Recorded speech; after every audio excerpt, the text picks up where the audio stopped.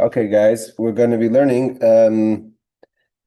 Finishing off the laws of what happens if, God forbid, there's a fire on Shabbos, and we're going to go into the complicated laws of bathing on Shabbos. What is permissible in what circumstances? Let's bring up the laws.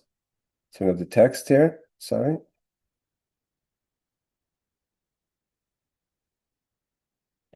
Okay, so we're learning chapter, I believe it's 84, chapter 85, sorry. In the Kitzur Shulchan Aruch on laws of Shabbos, and we're dealing with the laws of in the case of, God forbid, a fire on Shabbos. So Law 5 says like this: Kol Sifrei Kodesh, anything, whether handwritten or printed, he writes in the English, of sacred books, Bein shehem b'chsav, bein shehem b'tfus, whether they're written or printed. Okay, Matzilan oisem mipnei adleika, we save them from a fire, and at the same time, not just a fire, oy shetef mayim v'kadayim, or any other catastrophe like a flood, etc. V'afilu lechatzer oy lemavoy, even if we're going to bring it out of your house to a courtyard or to a alleyway, a mavoy, like what is he translate the mavoy here? Alleyway.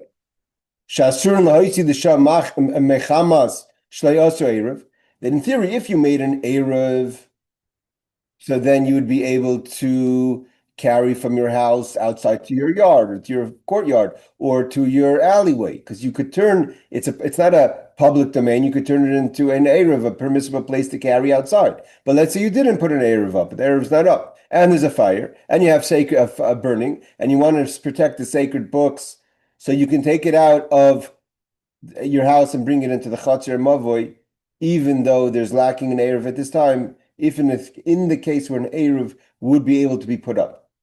But it has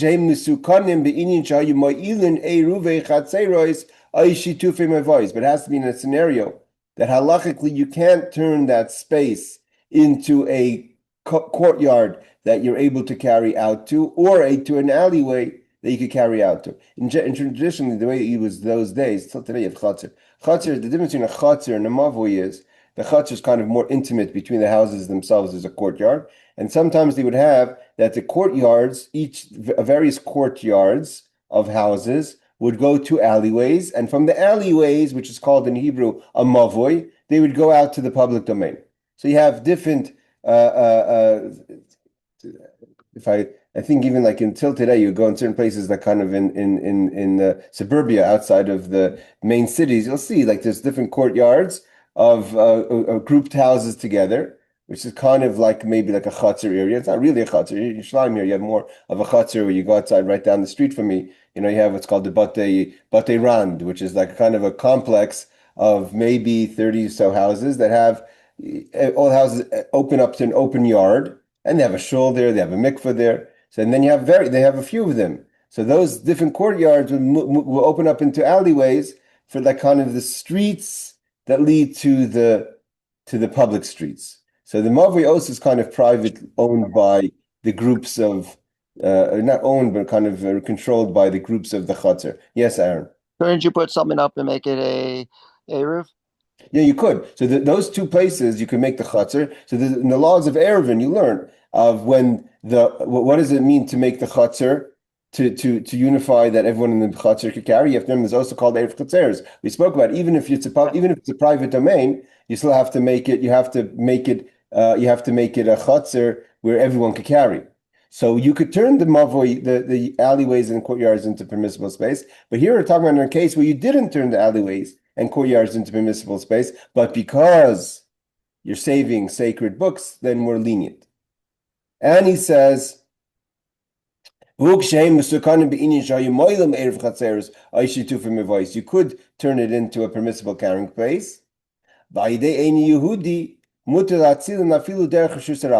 if you have a Gentile, so the Gentile could even save the sacred manuscripts even into going into a public domain. Now, what about Hatzalas Meis Minad Leika? I'm the Kaman Simon Peches Sifta Zayin. Saving the dead from a fire. If you pull out if let's say someone passes away in your house, God forbid, there's a fire, so if you leave the body there, it's obviously not a good scenario, and the person obviously is not in a situation where the person could walk out, is not alive. So, and you can't say Chai Noises Atzmei, a person who's alive carries themselves because the person's not alive. So that will be discussed in chapter 88, Halacha Law 16. Okay, so that's in that later. In general, that law came up with the passing of King David, right? When King David passed away, he asked, how could he? Solomon asked, his father was lying out there, and could he move his father? It wasn't the fire, but it was the sun. Okay. Matzilin tika sefer masef. Oh, sorry. Let's do the footnotes. Footnote number 19. Okay, just brings. 18. Where only a lesser Dirabanan is involved. So there you could take it out yourself where it lacks an Erev. So the rabbinically you can't carry. It's not such a strict rabbinic. Shulchan Aruch Harav permits carrying sacred writings even to a karmelis. So the difference between the Alter Rebbe adds that what the Kitzur Shulchan Aruch says is basically a chatzar and a mavi is a private domain. It's private space. It's like a cul-de-sac. It's owned by the groups, so to say. So it's a shus hayachid. But it's lacking an erev chaser. So you haven't unified the space, which you have to do. So then you could carry out in the case of a fire. The Alter Rebbe permits in Shulchan Aruch Harav that even in Takarmelis you could take out. And again, unfortunately, there's been countless situations like this. Unfortunately, a lot of times on Shabbos, maybe because not monitored. Just recently in the summer, there was a Chabad house that burnt down on Shabbos, I believe it was. I think it was a Friday night, or maybe right before Shabbos. But there's been many times, unfortunately, we have fires happen on Shabbos, and you have to bring the Sefer Torahs out. Today, most cities have an Erev. But even if you don't have an Erev, the Alter Rebbe permits to take it out, not just to the courtyard, but even to the Carmelis. And again, the Carmelis is almost all public, what we know as a public space. The Rosh Hashanah is only if there's, the 600,000 people or very wide streets. Yes, Aaron. Didn't they have it I know some Chabads, they have a safe and it's fireproof for so many hours. No. There was a fire in Muncie. There was a fire in Muncie. Again, I don't know how long ago it was. When the Gabi in the shul was here in Jerusalem last year, but he told me about the fire in Muncie. The fire safes are only fireproof to so much heat. He said the shul in Muncie burnt down. It was so hot because we had to run in to get the Sefer Torah, and it was very dangerous because the floors were caving in. I said, what about the fireproof safe, like you said? He said the fireproof safe only holds up to a certain level of heat, but after that, you need to get the Sefer Torah out. Okay. So the Alter Rebbe permits even to take it out into a Carmelis. 19, I think, is the source. Number 20 is, okay, so what about to rescue books? It's permitted to use a non-Jew to rescue books, even in the case of carrying into a public domain. It's not, the Alter Rebbe allows into a Carmelis. Rosh Hashanah is biblically prohibited to carry from a private domain to a Rosh Hashanah. So here he writes like this. In the footnote, he says, where the prohibition is the araisa, when it's biblical, which is this case of taking into a public domain, where there is no alternative, you may tell a non-Jew to extinguish the fire to save the sacred books. So there's two questions. Here he's in the Kitzur Shulchan Aruch, it says that the non-Jew is allowed to carry it to the public domain. But he says, but in the case where the prohibition is a daraisa, where you're going to take it out to public domain, where there's no alternative, you may just tell the Gentile, instead of taking out the books, just tell him to put out the fire. So says the Pri Megadim, the Shulchan Aruch Harav, the Alter Rebbe. The Machzis HaShekel quotes Tosfos Shabbos that it is even preferable to have a non-Jew extinguish the fire rather than have him carry the books out. So better to have him put out the fire than to just take out the books. It's two alternatives, two options, right? Either take out the books. Obviously, we're talking about a case where the non-Jew is qualified to put out the fire and able to save the books by that way, versus usually the fire is in a situation where, and most people are not qualified to put out a fire safely, so better just take the books out. But we're talking about a case where you can surely put out the fire. The question is that whether I take the books, the Sefer Torah out, hey Ariel, or do I put out the fire? Tell him to put out. because you're not allowed to tell a Gentile to do a transgression on Shabbos for you. But in this case, to save the books, the Alter Rebbe says just tell them to put out the fire. But again, only in the scenario where he can, obviously. Chai Adam disagrees and prefers that a non-Jew carry the books out to a Carmelist. Better carry out to a Carmelist. Again, the Alter Rebbe allows a Carmelist initially. The Chai Adam says better take it out to a Carmelist than to have him put out the fire. So the Alter Rebbe is very lenient in the case of sacred books. A, he says you can take it out to Carmelists initially, you yourself. B, means you don't have even the Chaya, the other people say that the Gentile can only take it out to a Carmelist. The Alter Rebbe says even you could take it out to a Carmelist, even a Jew can. Number two is in a case of a deraisa, of a question of a biblical, better just have the Gentile put out the fire. Again, in the case that he can. That's not always the scenario.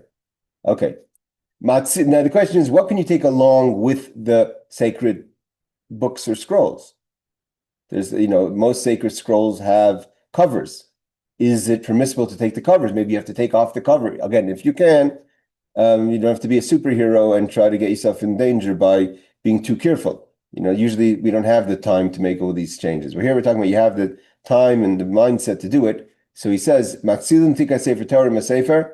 You can set the coverings, or the bags, so to say, of the books could be taken out with the books, even though they're not as sacred as the books themselves. V'tikat tefillin and matfillin. You don't have to pull the tefillin out of the bags. You can just take the whole bag and pull it out. Again, sometimes these scenarios are, again, but the question would be, he says a shetef gadol. I'm going to give an example. Over the past year or so, we've had many scenarios, and especially with Iran's attacks in Eretz Yisrael, and where people are running into bomb shelters, and there's serious concern. If a rocket does hit, there's serious concern of total destruction. And in the case of, let's say, Eretz Yisrael has an eruv, but let's say there's no eruv. Are you allowed to start grabbing your tefillin on Shabbos when you're running to the bomb shelter, right? So that would be similar questions like what we're talking about here. So disaster that you're trying to protect. Aaron, you wanted to ask something? I just wanted to say that the Sephardic Torahs don't have a cover; it's built in. So what you couldn't take Torah out.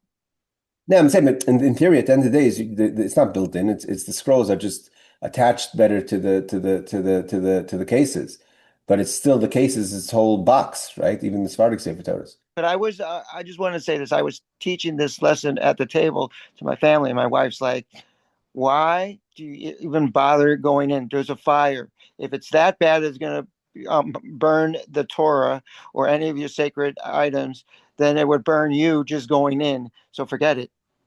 Okay, but I'm telling you, Ma'aseh b'chol yom, unfortunately, there's stories all the time where people are running into Sefer Torahs all the time. I know that. And I just Yeah. told her, well, even if it's more dangerous, we still should know the law. No. Okay, but obviously you don't endanger your life. That's obviously. Okay. Even if there's money in the bag. Oh, so what about a lot of people? Some people have, people have like tzedakah in their tefillin, like they have change in their tefillin. So when they have to give tzedakah before davening. So could you take out your tefillin knowing that you have money inside your bag? It says even if there's money in the bag, you need not shake the money out. So says the Shulchan Aruch 33415. The Vilna Gaon rules that you may place the tefillin inside the money bag in order to salvage the money. Here, the Vilna Gaon adds even another thing. It means the Shulchan Aruch is talking about where there's money in the bag and you're grabbing it, you don't have to shake it out. The Vilna Gaon says you could even put the tefillin into a bag of money and by that way saving the money along with the tefillin. The Taz, we just learned about the Taz in our halacha class, Motzei Shabbos, the story of the Taz. So the Taz and the Magen Avram disagree with the Vilna Gaon. They lived way before him, but they disagree. They don't permit to put the tefillin into a bag of money. So by saving the tefillin, you're saving the money. The Shulchan Aruch Rav, the Alter Rebbe, seems to rule that even having already placed the tefillin with the money may not be saved. Doesn't say what to do, but it seems like the Alter Rebbe is more strict in this case to shake the money out. Seems like. Okay, let's continue. Law number 7. Sefer Torah koidim l'hatzal shor sfarim. This is Aaron's question. When you have a question, what do you say first? First goes the Torah scrolls. Simple enough. No need for commentary on that. What about, okay, this is what we talked about initially. And it's interesting that he puts this law at the end, not the beginning. In theory, this should be the first law, that if in the case of endangered life, you could put out mutter l'chabes is like you could put out the fire. The reason he must probably waits till the end to put this in is because some people will just read the first and this, stop not looking into details. Oh, it's dangerous. I'm putting out the fire. So first he goes into all the ways of being cautious and caring about Shabbos and only, trying to use to only take things out of a fire that are permissible, foods like we learned last week and other clothing, etc. And then at the end, when he goes after we know all the laws up until the point of sakanas nefashis, up until the point of when life is endangered, then he tells us the halacha. But it's a question of life, no questions. Put out the fire. Sometimes when a person hears the easy way out, you don't follow the details. But first, he tells us all the laws of how exactly before the question of endangered life comes into play. So then you have to know what you could take out, when you could take out, etc., etc. So he says like this: but when there's a question of life endangerment because of the fire, so is like you could put out the fire, and we discussed this last week. Again, you have to be careful. Putting out a fire is biblically mamish. It's not like a hint in the Torah. Lo yisav it's clearly, we talk about fire on Shabbos. It's clearly in the Torah, so it's biblical. So you have to be careful. Like last week, Rebecca asked the question: "What happens if it happens sometimes? It happens in my house more than I would like. When the floating wick, the not just the wick, what is it called? The cork that's holding that creates the float comes out, goes on fire, and it kind of makes a little bit of a torch." And the glass starts darkening, and sometimes it could even crack and break, and you're scared it's going to spread a fire. So you have to be careful and watch it, but you have to not be so trigger happy to put it out because it's a biblical. But you have to make a good judgment call on that. If you're living amongst the Gentiles, even if the fire is in the Gentile's house, and you say, well, it's not my house, someone else's house, but the fire is the fire beyond borders, right? Doesn't ask what your religion is. So if the fire is burning, just put it out. Obviously, he says everything has to be according to the situation. But he says again, only to put out the fire is permissible, but you cannot desecrate the Shabbos for money reasons. What happens if a person can't control their nerves and goes and saves valuable things when it's not permissible on Shabbos in a non-permissible way or scenario? And again, it's not a question of lives, it's a question of money, right? You could save everyone in the city. That's clear, but you're scared about your property or the monies, and you gave into, so to say, your fears. You should go to a rabbi, a rav, and ask them what kind of tshuva, repentance you have to do for violating the Shabbos. Okay, I just want to say that my father tells the story. My great-grandfather, he was a rav himself, a big rav in the city, Rakashik. Later, he was the mashpia in 770. His name is Reb Shmuel Levitin. That he was arrested by the communists, and he was 2.5 years. He was a half a year in prison, and then an additional 2.5 years in Siberia for his work in Judaism. I mean, he was doing opening mikvahs and setting up schools, which was counter-revolutionary. They were trying to crush any religious, especially Jewish and even Christian, all religions were being arrested, etc. And my great-grandfather was arrested amongst them at the time. And when he was arrested on Shabbos. And he arrested on Shabbos, I believe he took with him his tefillin, and he took with him, again, this is like if he wouldn't take his tefillin, he wouldn't have tefillin. I think he took with him his tefillin, and he took the Torah Or, which we learn every Sunday night, which is the teachings of Chassidus of the Alter Rebbe on the Parsha. So he took with him a Torah Or, I believe, and a tefillin, but the Torah Or for sure. I think the tefillin as well. And after he came out of, imagine this, he goes half a year, he's in in a horrible prison, 2.5 years in freezing Siberia. And he has crazy stories of that. And he comes out, what does he ask the Rebbe, the Rebbe's father-in-law, means the previous Rebbe? He asked, like he says over here, asked a tikkun. He asked for that he should give him a way of tshuva for carrying on Shabbos. He carried, what did he carry? He didn't carry money. He carried a sefer. He carried a sefer chassidus. He knew if he wouldn't take the book with him, he would have nothing to learn for who knows how long. And he was away for 3 years. And there was no rights that he was going to get any kind of svarim. So he asked the Frierdiker Rebbe for a tikkun, and the Frierdiker Rebbe didn't say, no, it's okay. He told him he has to learn, he should take upon himself certain things for tshuva, amongst them also to learn the laws of Shabbos. Okay. Hold on a second. I think we missed a footnote there. Footnote number 22. Footnote number 22. Even when a D'Rabbanan is involved. So only it doesn't say what it means. Only extinguishing is permitted, but it's prohibited to desecrate the Shabbos to save some valuables. Okay.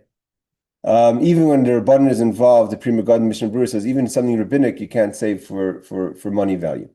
All right, now we're going to go into the laws of washing. There's two questions. I have up here a few things that we're going to learn from Chabad.org about going to the mikvah on Shabbos, a question of going to hot mikvah on Shabbos, and the laws of showering on Shabbos.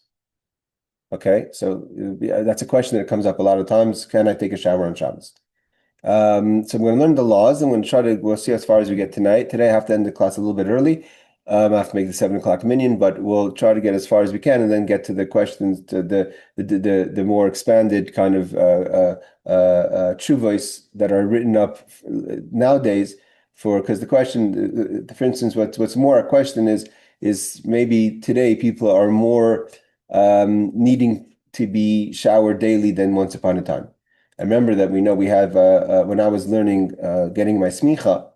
So I remember asking then my teacher in Australia, Rabbi Levin, who ran our Smicha Institute, and it was the 9 days. We know that we don't wash in the 9 days, we don't shower in the 9 days, meaning the 9 days prior to the destruction of the temple, that we remember the destruction on the 9th of Av. So the entire month of Av, from the beginning till the 9th day, one doesn't shower except for before around Shabbos.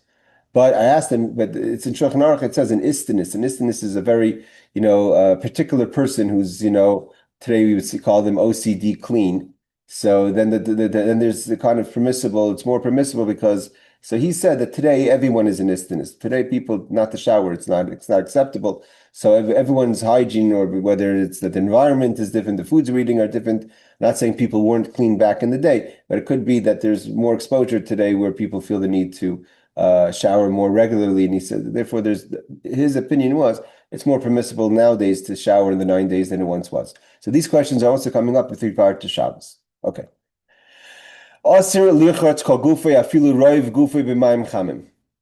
It's prohibited to wash your whole body or even most of your body in chamim, hot water, on Shabbos.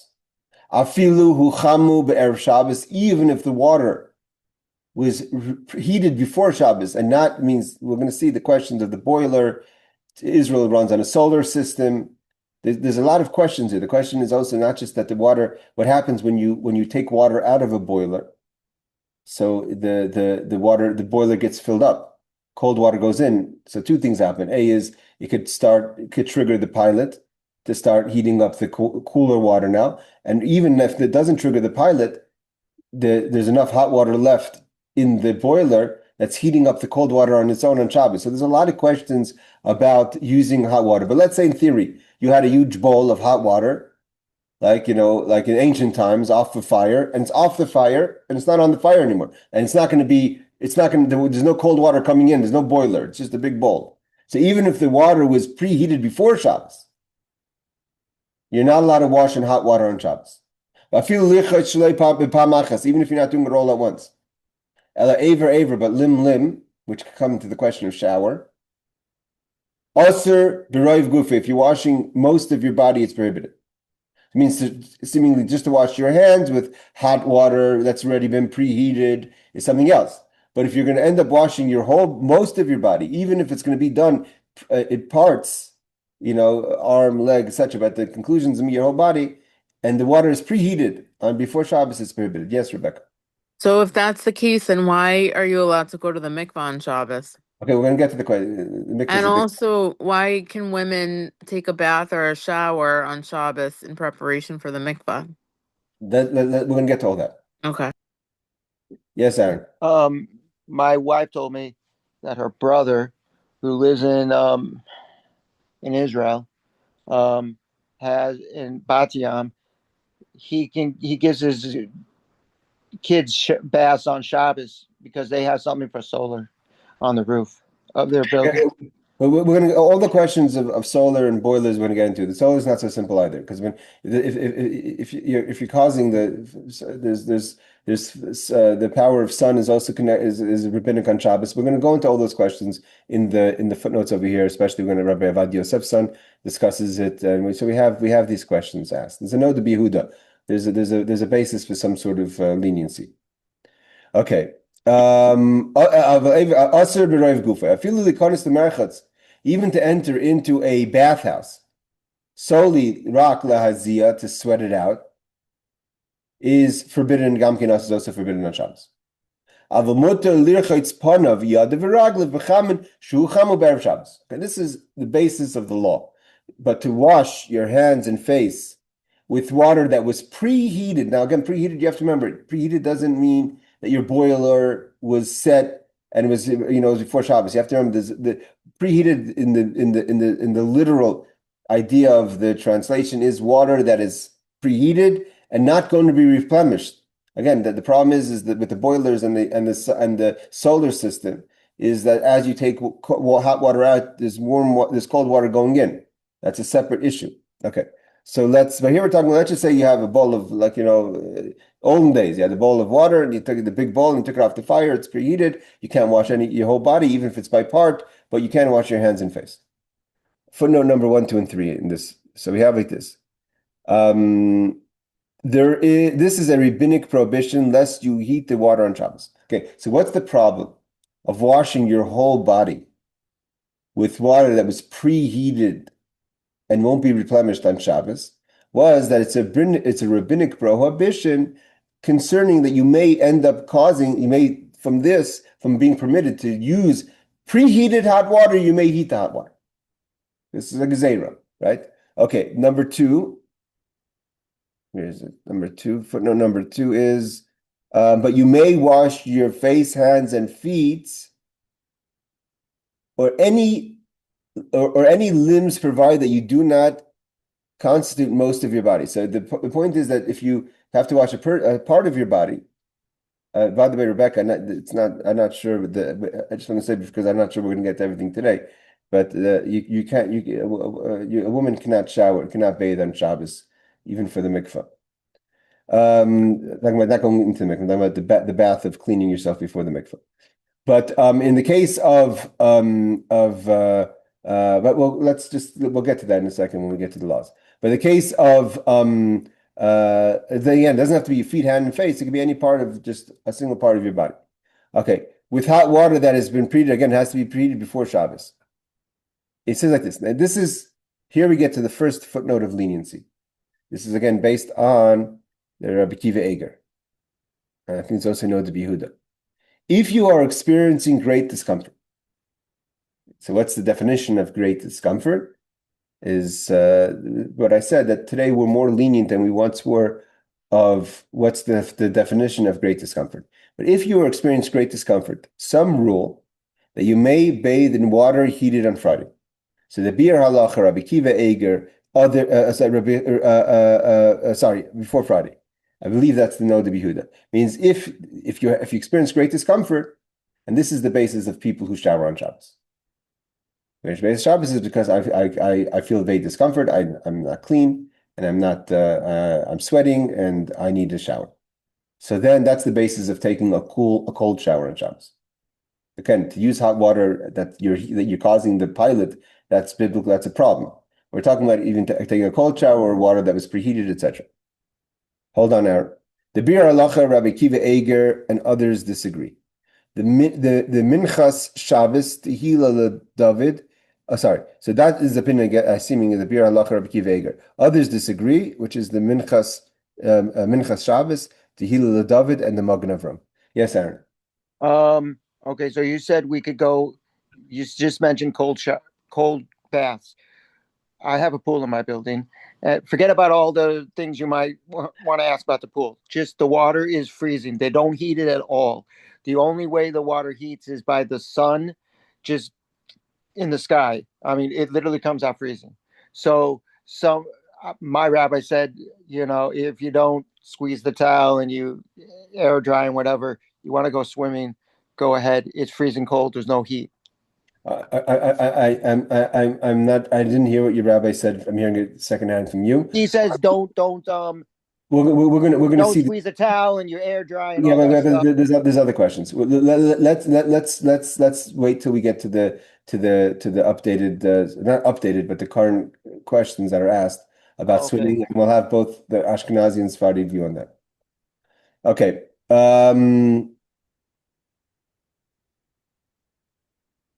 Let's actually. I'm gonna stop here. Let's start with Rabbi Avad Yosef's Bir Halacha Yomit. What's beer luck? I mean, This is explaining the law. Okay. So in the previous halachas, we have discussed, there's two questions. We have Rebecca talked about the mikvah, and we talk about general showers. Let's start with the showers. In the previous halacha, we discussed that one may not wash one's body with hot water on Shabbos. That's based on what we just learned now. This means that even if the water was heated in a permissible fashion, such as being heated before the onset of Shabbos, or being heated on Shabbos by a solar water heater, which is what you're talking about, your brother-in-law in Bat Yam, it is nevertheless forbidden to wash one's body with water on Shabbos, wash one's body with this water, it means preheated water, on Shabbos, for our sages prohibit this, so that the bathhouse attendants will not come to desecrate the Shabbos, because we're scared that if people are going to bathe on Shabbos in hot water, even if the water was preheated, people are going to end up heating the water. Okay, now here comes the Rabbi Akiva Eiger. Sorry, not the Noda B'Yehuda, the Rabbi Akiva Eiger, which we quoted in the Kitzur. Footnote number 3. Hagon Rabbeinu Akiva Eiger, in chapter 23-29. So Rabbi Akiva Eiger lived just about after the time of the Alter Rebbe. So about 1800s or so. Writes that if one is in great discomfort or suffering, even if one is not actually ill, but you're just really uncomfortable, one may wash one's entire body with hot water on Shabbos. Meaning, this means that if one is accustomed, and this is what Rabbi Avad Yosef's Halacha Yomit is explaining what it means, that this is the basis of people who shower on Shabbos. This means that if one is accustomed to washing one's entire body every single day, and if one does not take a shower on the Shabbat, this will cause him or her great discomfort. Or or for whatever reason one is perspired profusely, whatever, on Shabbos, if you're going through, it's a hot Shabbos, and this causes one great discomfort. It means even if you don't shower every day, but right now you're in a situation of discomfort, such a person may wash oneself with hot water on Shabbos, again, provided that it's been heated before Shabbos. So again, the problem today is that the solar systems. Hagon Rabbi Akiva Eiger proceeds to support his opinion based on the words of the Rambam of chapter 6 of Hilchot Shabbos, where he writes that one may instruct a non-Jew to bring him hot water in order to bathe a small child or individual who is in great discomfort. So based on the Rambam, which says that you could have a non-Jew bring hot water, so you could use hot water that has been preheated before Shabbos. He derives from here, the Rabbi Akiva Eiger, that is, that our sages did not enact the prohibition of bathing in hot water on Shabbos regarding one who is in great discomfort. Many other great achronim rule likewise. So many base themselves on the Rabbi Akiva Eiger and says in the case of discomfort, one could bathe themselves even in hot or warm. Now we're going to get into the difference of hot and warm soon. But hot water, if it's preheated on Shabbos, you can't use hot water if you're causing the boiler to run. Yes, Rebecca. So what you just said, that's not a basis for like someone who lives in a house or an apartment building to shower on Shabbos because the water was not heated before Shabbos, correct? Well, first of all, from here clearly you could take a cold shower on Shabbos, though. Yeah, but that doesn't help a lot of people. Oh, okay, a lot of people, Like if you live where it's cold. most people do take most people that shower on Shabbos are taking cold showers because it's very hard, like you said, to use water that's preheated. Now, what Aaron is saying about his brother with the solar, we're going to see right now. Wait, can I ask another question? Sure. Okay, what about like showering, like taking a quick shower, like right after someone lit candles if they didn't have time before. So then the water, it's like right after candle lighting, so the water was heated Yeah, but before. the problem is that when you shower, as you're using the hot water, it's replenishing by cold water as you're Oh, doing it. so okay. So The then it two sounds problems. like this Yeah. doesn't give you a basis for taking a hot shower on Shabbos. Okay, well, let's see. Let's Okay. just finish what he says. Indeed, Maran Rabbeinu Avad Yosef Zatzal discusses this issue in Chazon Avadia, which is his publication of the laws of Shabbos, volume 6, page 88, and brings proofs that the prohibition to bathe in hot water on Shabbos is not as stringent as our rabbinic enactments, and thus in situations of great discomfort. Again, where there's a little bit of uncertainty is the word great discomfort or suffering. Suffering is a word that's, suffering is usually, someone says I'm suffering and because I didn't have a candy. When a kid says I'm suffering because you didn't give me the candy, is that defining suffering? These are words that are left open for interpretation. One may wash one's entire body with hot water on Shabbos. Again, it has to be hot water that's been preheated.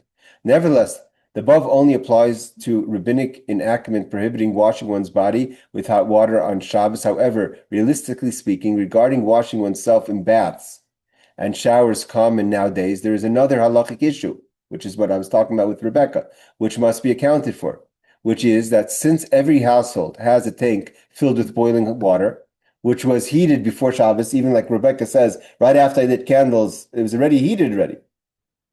As we have explained, by opening the hot water faucet in the house, this causes the cold water to enter the tank. That's the way the system works. And immediately be boiled by the hot water that is already in the tank. The water that's boiled in the tank is the amount that's leaving is too small. Let's say the tank is very large, right? What you're taking is small. The base of the tank is still boiling. So the small amount of cold water that's coming in is being boiled automatically, even though the boiler is not on, by the water itself that's been preheated. So by opening the faucet in the house, this causes cold water to enter the tank and immediately be boiled by the hot water that is already in the tank, which may pose a concern for the prohibition of cooking on Shabbos. This is likewise a concern regarding the mixture of hot and cold water in the pipes. Although Maharan Zatzal writes, meaning the Rabbi Avad Yosef, in his responsa in Yabia Omer, volume 4, chapter 34, and Chazon Avadia, Shabbat, page 4, that when the water in the tank has been heated by a solar water heater, there is room to allow using the hot water on Shabbos. Again, in the case where it's not a boiler of electricity or fire. It's not most today boilers are actually a flame. It's not a boiler of a flame, gas or so. It's actually just solar heat. And Rav Avad Yosef says that if the water is heated before Shabbos, it is permissible, though it also replenishes with the cold water. For although cold water will then enter the tank, since the hot water in the tank has been heated by the sun, any cold water heated by the sun is not Torah prohibition because the sun is a tool it's rabbinic. It's not a fire it means the source of the heat is not a flame, it's the sun. So the cold water is being heated by water that was heated by the sun, among several other reasons for leniencies, others that he's not bringing here. Nevertheless, when the water in the tank was heated by an electric boiler, America doesn't have solar boilers. Even if the electric boiler is off at the moment, the boiling water is considered an object heated by fire, not by solar. And using such hot water to cook is a Torah prohibition. Thus, one should be stringent and not use water heated by an electric boiler, and only use water heated by solar heater on water heater. Again, based on what Rabbi Avad Yosef is saying, well, this wouldn't apply if you're filling up the solar power on Shabbos, and then it causes that the water becomes heated on Shabbos by solar. So that's another question about using even solar heat on Shabbos. There's nevertheless room for leniency regarding using water heated by electric boiler on Shabbos. When one knows, he says, when one knows for certain that the water in the tank is no longer boiling and is merely slightly warm. I don't know how you know that. So if it's not boiling and slightly warm, and by using that lukewarm water to shower, so the cold water that comes in means if the boiler goes off and it's not boiling and the water is not so hot anymore, it's already cooled down. So then the cold water that's replenished is not really getting heated up by the warm water. Hold on, Aaron. Such as there, it will be no prohibition being transgressed when the cold water then enters the tank. Yes, Aaron. Okay, so in my parents' boiler, there's an on and off switch. Usually they just leave it on. But if I went over there, I could turn it off on before Shabbos and leave the water in there. It's a 50-gallon tank or whatever it is. And just when the water's used up, it's used up. Nothing, the water going in. No. The water, even if your mother turns off the boiler, it just doesn't boil the water. The water replenishes on its own. It replenishes, but it'll be cold water going in and it would stay cold until you turn it back on. No, but that's the question. The question is if what he's saying is the only leniency is to use the water once the water in the boiler cools down. So then it's warm water in the boiler, and then the cold water coming in doesn't get heated. But if you were to use it right after you turn off the boiler and Shabbos came in, the water's still boiling hot, even though the electric is off. Okay, so now my question is... Let's say you turn off the boiler at 4 o'clock, and by 8 o'clock the water cooled down. So then I got you on that, but how you wouldn't know until the next day. You could know how long it takes for your boiler to cool down. You could check it during the week. Oh, I got you. It's likewise permissible to bathe in, so it's luke water. It is likewise permissible to bathe infants in hot water on Shabbos when the water was already heated by solar water heater, or the water was heated before Shabbos and is now lukewarm. Okay. Following the above discussion, such solar water heaters and electric boilers are most common form of water heating in Israel. In the United States, however, at least in New York area, the common form of household water heated is a gas boiler, which is a large tank filled with water under which there is a constant flame burning pilot. There is a thermostat within the, how do you pronounce that? A perdius, which senses when the heat of the water dips under a certain temperature and then proceeds to ignite a larger flame under the boiler and reboils the water in the tank, such that the water in the tank will be hot at all times. Thus, based on the rationale discussed above, one must be stringent and not use hot water at all from such a tank on Shabbos. Similar, because imamish is deraisa. It's a fire that's being ignited by the water cooling down. Similar to the law regarding electric boiler. The leniency regarding the electric boiler we have discussed above will not apply to gas boiler with a pilot, since, as we have established, the water in such a tank remains hot at all times. It never cools down, and will therefore boil any cold water that enters the tank. As opposed to the hot water in an electric boiler, which after being turned off, like Aaron said in his parents' house, will eventually cool off. Therefore, none of the permissible methods of bathing with hot water on Shabbos will apply, such as gas boilers with a pilot. So the pilot boiler system will never work. For although the issue of the prohibition to wash oneself with hot water on Shabbat may have been dealt with, the concern of the prohibition of cooking Shabbos still exists. For further references, see Responsa of Yabi Omer, chapter 35. Let's just read the summary. The summary is one may not wash one's entire body with hot water on Shabbos. One who experiences great discomfort as a result of not being able to shower on the Shabbos may wash oneself with water heated by a solar water heater before Shabbos. It's likewise permissible to bathe an infant with water heated by a solar water heater. Okay, the summary is not as good as the main part. Does this answer most of your questions, guys? Basically, the bottom line is that if you want to be lenient, you have to have an electric boiler, and the water have to have cooled down. You can only use water in a boiler, basically lukewarm, unless you have a solar. It seems like the solar, he doesn't say here about the solar being used during the day, that by causing the cold water to go in and be heated by the sun, as opposed to if it was heated before Shabbos. Although the water you're using It doesn't. He doesn't discuss that one case. It means if you have a solar water, couldn't you use the water throughout the day, unless the solar has been turned off? I think there's a way to turn off the solar. If you could turn off the solar, so then the water is preheated, then it's not going to be heated on Shabbos. Yes, Aaron. How do you turn off the solar? Because it's the sun. The sun rises and No, falls. no. I know. I think you could shut off that there's no circulation. Or you mean no new water comes in? I think so. I'm not Well, let actually. me just say what my wife, they washed their kids in warm water. It's made by solar. It's an apartment building, so they don't have the rights or even know how to turn it on and off. That's done No, by the no. building. Yeah. Again, maybe first of all, a lot of the buildings are conditioned for Shabbos that the solars go off on Shabbos. Okay, so whatever. He is real religious and picky about No, all the no. rules. Yeah. So the it could be again. He doesn't say it here. Maybe I'm wrong. You could maybe you could. It's not a big deal to use water, even though you're causing cold water to go in and get heated by the sun. Here, the question he was asking before is the water that remains in the tank, because the water that was in the tank was heated by the sun. So the water that's in the tank that heats the cold water is not a problem because it's a tulda. But what about actually putting the cold water in and now the sun is going to heat it? You're directly causing the sun to heat it.